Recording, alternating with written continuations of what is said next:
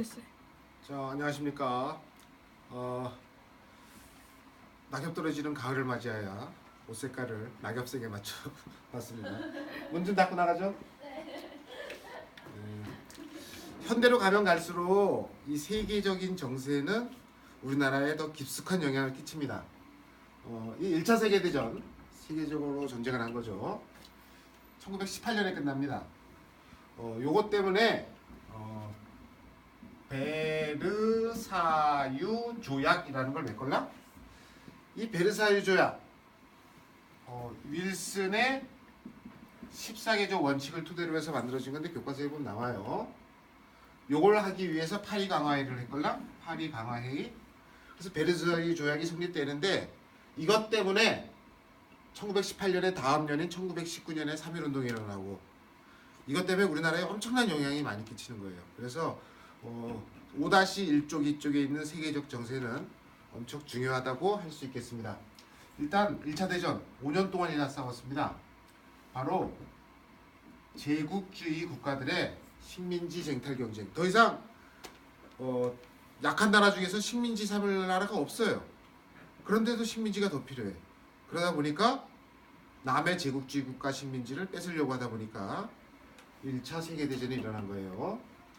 결과는 독일, 오스트리아 등의 동맹국과 연합국이 맞서 싸웠는데 아주 팽팽하게 맞서 싸웁니다. 독일, 오스트리아, 영국, 프랑스, 이탈리아, 일본, 러시아, 미국 이런 애들이 팽팽하게 맞서 싸웠어요. 러시아까지. 그러다가 러시아가 중간에 1차 대전을 중단시켜버립니다. 그래서 동맹국이 막 이길 뻔했어요. 그런데 나중에 미국이 확 참전해서 얘네가 훅 기울어요. 그러면 누가 이 1차 대전을 연합국이 이기는데 가장 기여한 나라일까요? 미국. 미국이 참전을 안 했다면? 만약에 동맹국 쪽에 붙었다면? 동맹국이 이길 수도 있었겠지. 그래서 그 전까지는 뭐 영국, 프랑스 이런 나라가 제일 센 나라였었는데 이때 미국이 최강대국으로 성장해서 지금까지도 최강대국이죠. 그리고 이 러시아는 또 왜 중간에 1차 대전 중에 중단했을까? 바로 러시아 혁명이 일어납니다.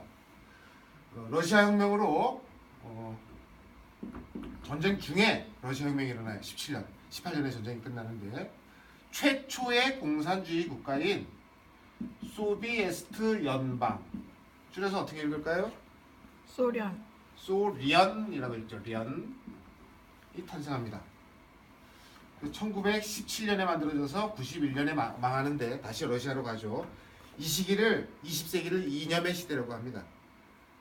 자유주의 국가들과 이 소련, 중국, 북한 등을 위시한 공산주의 국가 간의 이념 대결을 펼치는 시대, 냉전의 시대, 그게 이제 전개되는 거예요.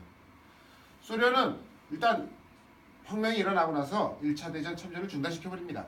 그리고 러시아 시절 식민지를, 자기가 갖고 있는 식민지를 다 포기해요. 이 사회주의에 대해서 우리 4단원 시작하면서 배웠는데 사회주의는 약자를 좋아한다 그랬죠.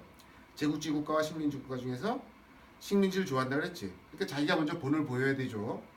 그래서 자기 식민지 다 포기하고 우리나라 사람들하고만 잘 살면 된다. 왜 남의 식민지까지 약탈하냐?